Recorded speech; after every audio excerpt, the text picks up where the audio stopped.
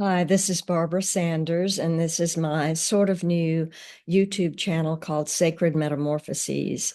Um, I started it sometime late summer of this year, 2024, I think, and I've had so much fun interviewing people, conversing with people, and talking for myself about my story, sort of preaching perhaps to the choir. Anyway, I had some thoughts today I wanted to just record and share with you. And it's some of what's been happening in the last several weeks and years and months and decades regarding things like natural disasters like Hurricane Helene, Hurricane Katrina, my sister went through, um, other natural disasters that are human disasters, as well as we are all in nature and we are part of nature. So it's also natural disasters like climate change along with more human disasters, which are like election cycles and elections and leadership and democracy and all that. And I will leave all that to people who know better than I. But I have an idea, and other people have talked about this. This is not new. That there's a process that we go through, and I went through it with Hurricane Helene, and I've gone through it with deaths of parents and my sister and other things that have not been in my control. So I've been big on control throughout my life as a human being and as a sort of anxious human being. And I have been working for years to decrease my anxiety, relax a bit more, slow down, yes, have feelings, react to events and situations around me and inside me, but also to see if I can take a pause between my internal reaction and my external acting out of my reaction. And though some people have said some things lately that I think are very interesting. One person on Facebook, her name is Jess, I won't name her last name. She spoke about after Hurricane Helene, and she was in North Carolina, I think. She talked about how she felt so bad and guilty about not doing anything about it. Everybody else was helping the community and bringing in, water and food and things, and she just couldn't quite move. And she mentioned the terms fight, flight, or freeze, which I've grown up hearing. Used to be just fight or flight, then they added freeze.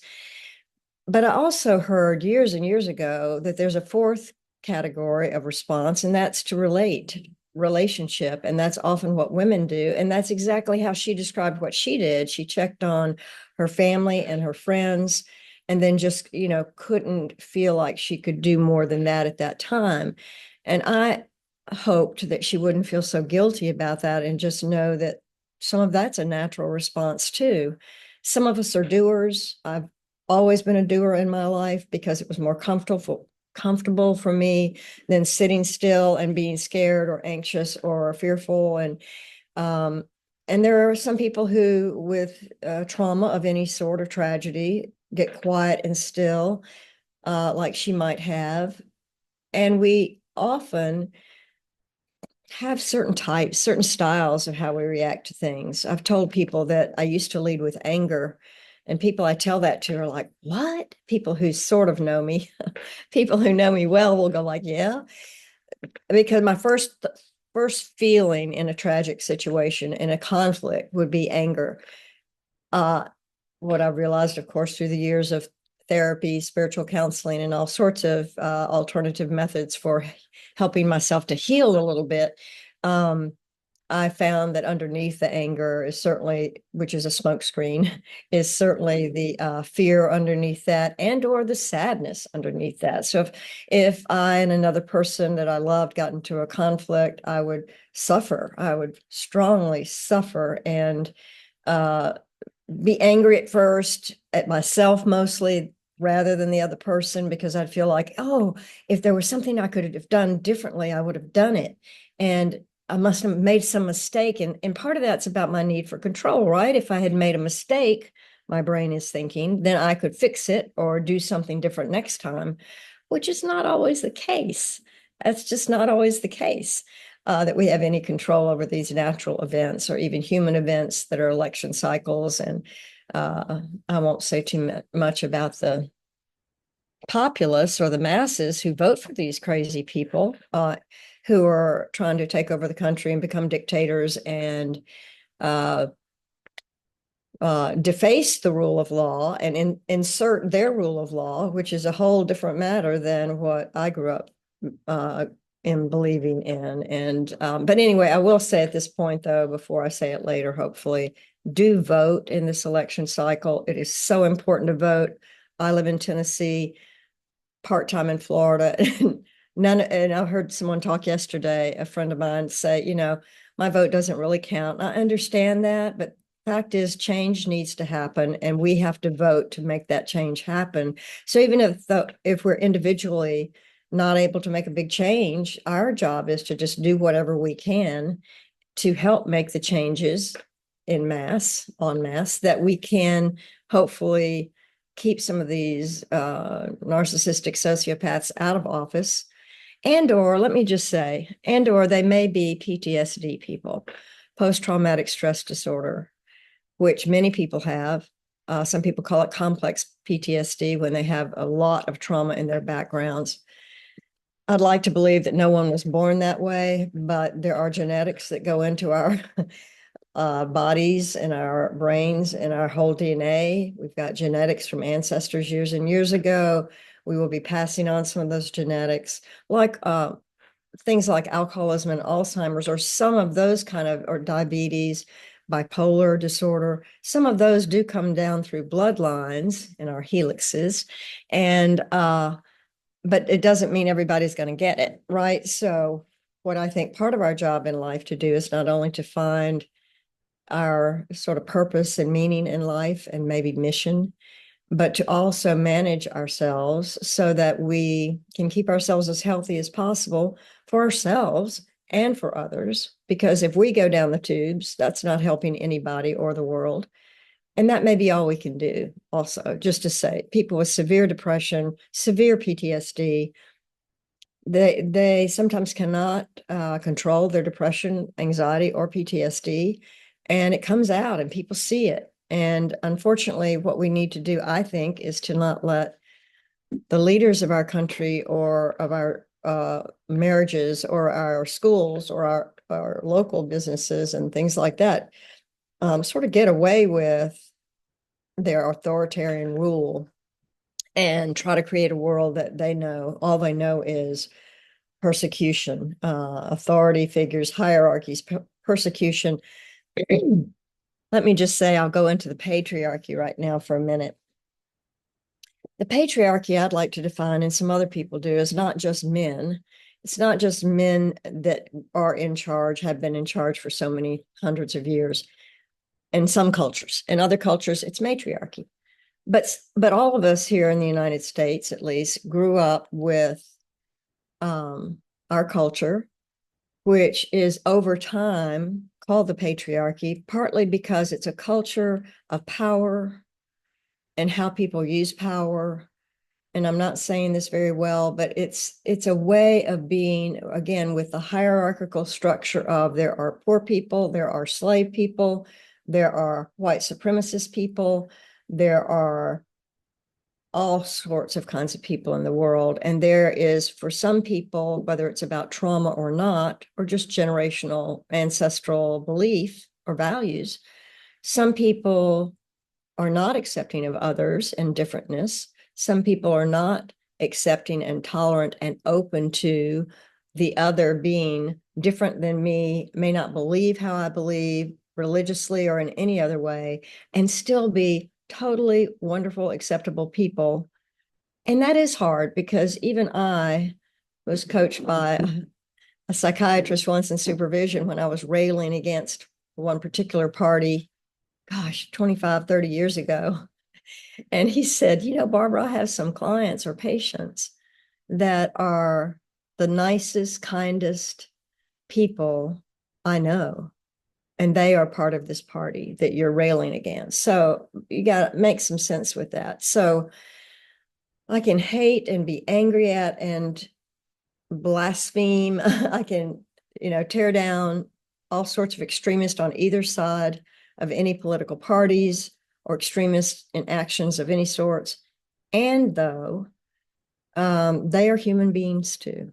And they have hopefully some love and compassion in their hearts. If they don't, wow, what a hard way to live. And again, maybe it's not even their fault that they came to be this way because of their family structure or their dynamics or whatever it is that brings people into that sociopathic, narcissistic realm.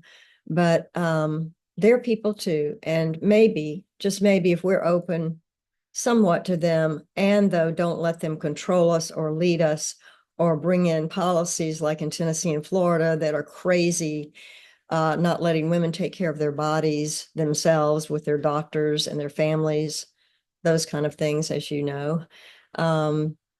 Just maybe there'll be some change in that way, but we can't control that. So I'm going to go back to the serenity prayer for a second, and let me just read that to you because I put it on here so I could remember it. I love this prayer, and I'm not going to say the first word of it, but it's grant me the serenity to accept the things I cannot change, the courage to change the things I can, and the wisdom to know the difference. Why that's important to me is that it really has helped me throughout many years of realizing I want or think I want to control everything that happens around me or with me. And though that's not all up to me, I have a life with other human beings in it. I have a life with nature all around me, with Mother Nature, with storms, with creepy people. It's not under my control. So this gets back to the natural disasters I wanted to talk about. For instance, in Hurricane Helene, which I have to say, my sister's name was Helen and my mother's name was Elaine. So Helen and Elaine are both derivatives of Helene. So when Helene, the hurricane, was coming to fly right over my house in Florida, wow, I had to go through a lot of ancestral superstitiousness and hopes and bargaining with spirit God, my ancestors, whoever, that like, don't let this hurricane hit my house. And at the same time, I've heard so many people say this, don't let this hurricane hit my house. And though I feel so badly for all those people who've been terrorized, devastated, who've lost their lives, who've lost their loved ones, who have no water or power, who lost their homes, who drown in floods, that people in Asheville, North Carolina and Atlanta and other places that had no flood insurance. Oh my God, it's like, wow. And as a one human being, and maybe as many human beings in group, collectives and collaboratives, we can't change any of that. Whoever, Marjorie Taylor Greene, who said they control the weather. I've heard a lot of jokes about that since, but who is they? Number one, the Democrats or a particular race, religion, or creed? That is crazy thinking. Now, it helps if we grew up in some fundamentalist religions and have the personality style of needing concrete, literal Bibles and such to tell us how to act and what to do, even though the Bible contradicts itself all over the place. So I don't see how people do that. Believe in one part of it and not in the other, like treating people as you would treat yourself. But then the golden rule, some people treat themselves horribly and don't treat others that way. Some people treat themselves horribly. You don't see it, but it's a really hard way to live. They are terrorized and traumatized inside themselves, and they do act it out in the world. Where was I going with that? Back to Hurricane Helene. We pray or we hope for ourselves to be safe, our families to be safe, our loved ones to be safe. Hopefully, we pray for everyone to be safe. And in this world, as it has been made or created or was created from, I have lots of thoughts and feelings about how the world was made. We are stardust. We were made from organic matter. We still are. So we may have a piece of us that's a locust wing. We may have a piece of us that's a piece of dirt, a bacteria here, a virus there. But anyway, however we were made, we are here today and we can do some things about it. And at some point, once we can do the things we can do to help manage our environments like I hope my dogs don't bark to disturb this, then that's all we can do. And so what happened with me in Hurricane Helene is for 3 days with the center going right over my house in Florida in the cone, in the plan, what I hear is that it turned 1 hour before it hit landfall. So we were on the edge of it rather than in the center of it. Thank goodness for us, but horrible for other people.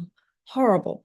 But what happened to me after getting anxious, bargaining, trying to figure out a way I could say, oh, I'll let all the hurricane victims come to my house and live with me. I'll feed everybody. I'll do all this bargaining I did. And finally, my body just stopped. And that was a grace thing, I think. I think grace fell upon me and just stopped my mind chatter and my body, and it just relaxed, and peace fell on me, around me, inside me, finally laughing a bit, crying a bit, and realizing there's not anything I can do about this. I'm in Nashville, Tennessee. Yes, we might have floods. We've had them before, but I can't do anything about this hurricane.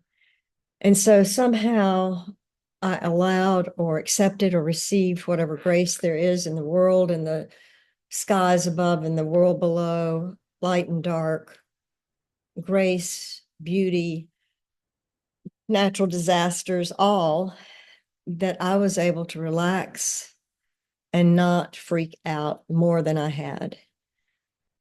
And I think that's really important for us to do. But back to those 4 ways of reacting: fight, flight, freeze, or relate. As I said, women tend to do this. I think men do too, some men. Talking with someone, whether it's a friend, family member, someone you don't know, or a therapist, a spiritual counselor, anybody who you trust, if there are any people like that in your world where you can trust, to talk about it, or with your children, to reach out and share with them how you're feeling, not acting it out, but sharing it. Once you notice it, become aware of it, know it, and have processed or integrated it somewhat so that you're not, freaked like this, share that with your children and with young people, that there is a way to feel or be held in this world by humans, pets, grace, spirit. There are ways to not create bubbles around us so that I don't have allergies anymore. I've tried that. I've tried everything in the world to not have allergies. My allergist once said, no, you'd have to live in a bubble. You're in the valley in Tennessee. You're going to have allergies. And so, but there are ways to manage some of these pieces of distress, pain, and suffering. And we do need to help our children feel safe enough to know that when they go out in the world and bad things happen, it is not always about them. Certainly not usually about them when a boss fires them. It might be about them. They participated in the interaction. I had a workman lately say, I couldn't work here because I was too slow, but I'm 60 years old. And he just accepted that. He didn't judge himself harshly. He's just like, I couldn't do the amount of work, the quotas they wanted me to do. And so I went and got another job. It's like we don't have to take everything our spouse or partner or child says. I just looked at a picture of my child. Or my child says, as if it is all about me. Yes, it is about me. And they're giving me some sort of feedback or projection of their own about themselves. But we need to listen and to really take in what they're saying. Because you did this, I felt this, whatever. They may just be saying, I hate you, or you're a bad person, or whatever. But to take that in and really do our own inventory of ourselves, our characteristics, our fears. Here's one example. I always thought I was a nice person. Internally, I knew I was not. But I was nice to other people for the most part, unless they really pissed me off or hurt me. There's some family members that are part of that category, and there's some friends, and I didn't act real well in that situation. I lived in co-housing in Germantown and Nashville, Tennessee for a while, 3.5 years. And I didn't do well there. Even that was only 5.5 years ago. I didn't do well there because it was sort of an incubator, petri dish for every sort of human dynamic to happen. 35 people living in a very small area in condos, and beautiful idea, co-housing. I love the idea and the sharing and the collective spirit and the decision making partly. But with consensus decision making, it's very hard to not feel bulldozed by someone else or bulldoze others by holding out a vote, for instance, that you can change the decision just by your one vote out of 35. Anyway, that's a longer story, but I didn't do well there because there were a couple of personalities, myself included, in that did not do well. Family member patterns, I'm sure. We would just butt heads. They might not have realized it, but I certainly did. And we would try to process it. I had a friend once like this, a dear friend. We had a big conflict about our children, and I and she, both therapists, tried to process it and work it out and use dialogue from all sorts of theories like Imago and other things to tell each other how we felt and what happened. From our perspective, and to listen and be compassionate.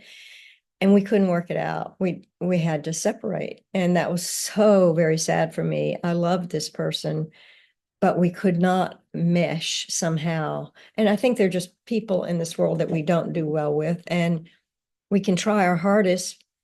Sometimes it feels like beating your head against a wall. We can try our hardest and still it doesn't work. And at some point we have to decide, okay, I need to be cautious and a little bit separate from this person. I don't mean banishing people from your lives, but we're not working this out. It's not healthy for us to keep banging on each other and all that we do when we're in distress. So I went way off on a tangent there. Anyway, yes, co-housing was a real living petri dish experience for me. I learned a lot about myself. I finally left because I was angry and hurt, partly, and because I had a better situation. And what I realized about myself, most importantly, is that I needed sanctuary at home. I didn't need to share my home and decision making about my home and property and my family with 30 other people.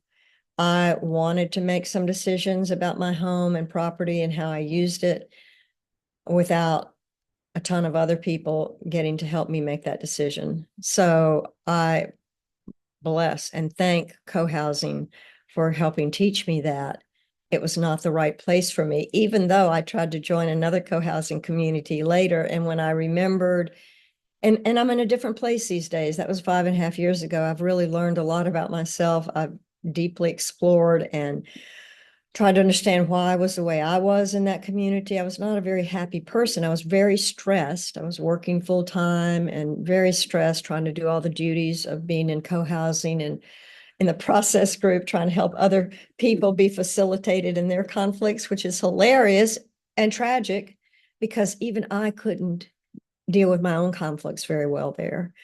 I did not mean to go off on that co-housing tangent. It is a wonderful experience and a wonderful thing for people who are lonely, who need other people around them to not just physically help them, but to share their lives with, because lonely people and being alone is not good for us either.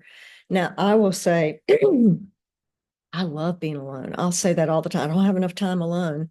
Since I've retired, happily, I have more time alone. But I also need people extremely. I need people. Most people think I have been an extrovert in my life. I think of myself as an introvert who had a wonderful false self, and I can go out there and take the risk and get people around me because I need attention and acceptance and love. But anyway, but some people who are introverted and aren't as good at going out there and getting some of their needs met with the outside world, with other people, co-housing can be a wonderful community for them to be able to have people right at their door nearby when they want to get in touch and relate to others. Again, a response to any kind of trauma or tragedy is to relate, to connect with each other, engage with each other. And I think that's the beauty of co-housing, the beauty of human beings in this world, even in disasters. Look at all the people who are giving help to Hurricane Helene survivors and victims, and all throughout the world, all sorts of wars and violence and rape and murder and all sorts of things happen. And sometimes it helps us human beings be the best that we can be. Oh, that sounds like a military thing. I'm sorry I said it that way. I think there's a commercial for the military that be the best you can be or something. Anyway, another thing. So what else do I want to say? Looking at my little notes here. Change. I think all we can do, most of what we can do, is to heal within us, to get some help if we need to, and we often need to. I'm in lots of ongoing groups and alternative therapeutic experiences that help me be more understanding and compassionate and less judgmental with myself, which allows me to be more authentically giving to others, loving others, and being compassionate with others. There's so many processes that you can use to do this kind of healing. I've needed so many of them. I'm still participating in them because they do help me get a different perspective on it's not just my silly little projection and my taking things personally that is messing me up here or messing the other person up. I mean, we all as human beings have harmed other people. We've all, I know I have, made mistakes which hurt people, and I didn't mean to hurt them. And we can say all day long, my intention was not for you to feel hurt. Doesn't matter. They got hurt, partly because of what we said or did, and partly because of who they are. So that moves me into forgiveness, which I'll talk about another day. How do we forgive ourselves, feel forgiven from whatever spiritual source we believe in, if we believe in? How do we seek forgiveness for ourselves and then forgive others and ourselves? And I think on that note, I will stop. I felt something inside me this morning as soon as I awakened that I needed to share some of this. And I'm sure there are things I've forgotten and that I have passed over, but I want to thank you for listening to this today. Excuse me. Feel free to subscribe. I think it's free to subscribe to my YouTube channel, Sacred Metamorphoses. If you want to see more of what I'm into, you can go to my website, sacredmetamorphoses.com. You can email me at barbaragrace.2023@gmail.com. And I look forward to being with you again and to share other people's experiences with you as well. I have some really cool conversations coming up on Sacred Metamorphoses, one with Barbara Moss from Elder Law of Nashville, who can speak for herself. She's so wonderful. And Tom Rutledge, who is a therapist in Nashville. That will be coming up, both of those in the next couple of weeks. So feel free to get in touch if you'd like and subscribe if you'd like. And thank you for listening. Have a wonderful day. Bye.